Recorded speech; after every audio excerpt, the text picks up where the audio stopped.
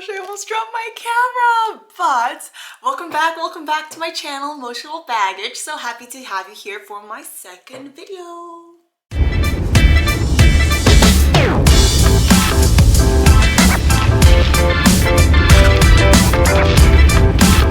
As the title suggests, this is a Christmas recap. We went to Brussels to spend Christmas there, and we did a lot of things besides, the typical eating, drinking. We went to Mini Europe, if you've never heard of it, Atomium. We went to some Christmas markets, had a lot of food, and obviously a lot of waffles. And we have a special visitor. My sister is here.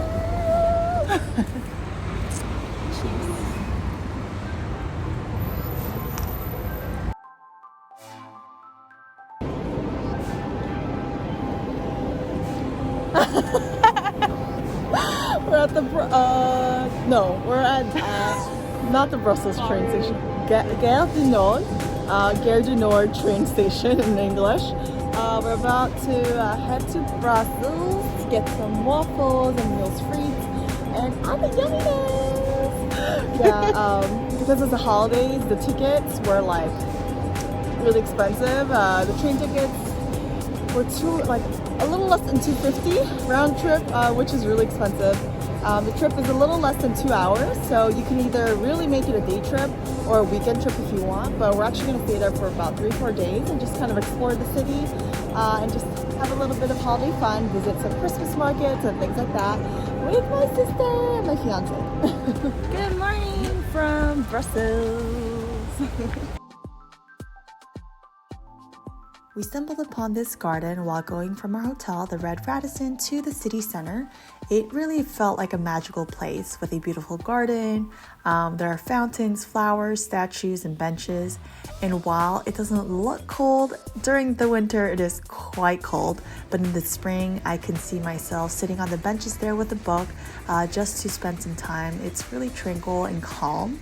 And besides the beauty, there is actually a lot of history behind it from the 16th century. So I encourage you, if you're interested, to just Google or, look it up on the internet.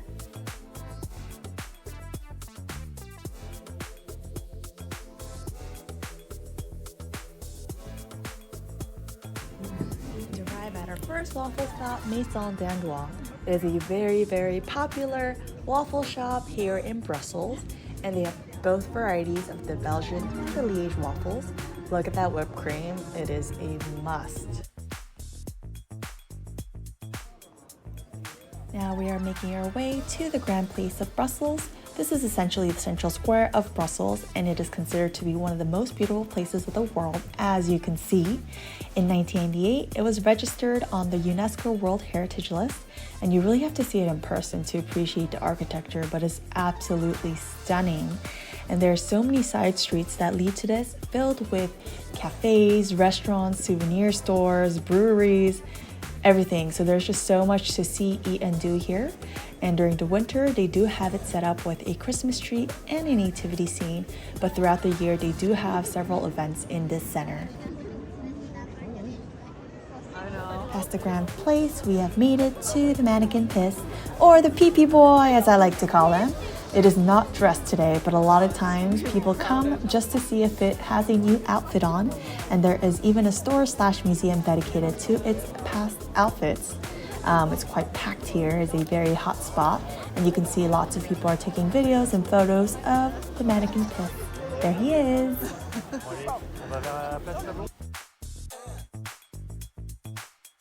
Some of the food we ate includes beef tartare, more waffles obviously, a Flemish stew, meals frites, and a sausage dish. Our third day, we decided to visit Mini Europe and Atomium. The parks are right next to each other, so make sure you schedule enough time to hit both of them up. Mini Europe was surprisingly a good time despite the bad weather we encountered. It was cold, windy, and it started raining as soon as we got into the park. But the detail of these structures really made it interesting. Like, look at the guy with the gun. There are lots of interactive features as well. One of them is a mini volcanic eruption at Pompeii. You press this blue button, the volcano starts to smoke, and the ground underneath you starts to shake. I think it's a great time, not just for adults, but for family members as well. Kids and adults both have fun photo ops like the Leaning Tower of Pisa, the Royal Guard, you can ride on a reindeer. Just a 5-minute walk from Mini Europe, we head to the Atomium. The first 2 floors, you can really learn about how the Atomium came to be. This was actually built for the Brussels World Fair in 1958 and was supposed to last only 6 months, but due to the huge amount of interest, they just decided to keep it, and now you can buy tickets to visit it. And usually you get a great view, but we had a somewhat okay view due to the weather. For lunch, we always ate at a Belgian restaurant, but for dinner, we just kind of ate whatever we felt like it and whatever was open. Take a moment with this orange sauce stuck with rice because I still dream about it. And you've made it to the end of the video. Thanks so much for sticking through all the way till the end. This video was much harder to edit than I expected. So many more clips, transitions, text, things like that. So I appreciate you sticking through to the end. Hopefully you enjoyed the vlog. A list of things to do and eat right here. 3 things I included that we didn't get to do because we poorly planned. Include the Illusion Museum, the waffle making workshop, and the chocolate making workshop. And then a list of restaurants that we had. I'm sure there are a ton more that are amazing and more well known, but due to the holidays, a lot of them were closed, so we were limited to, the few that were open.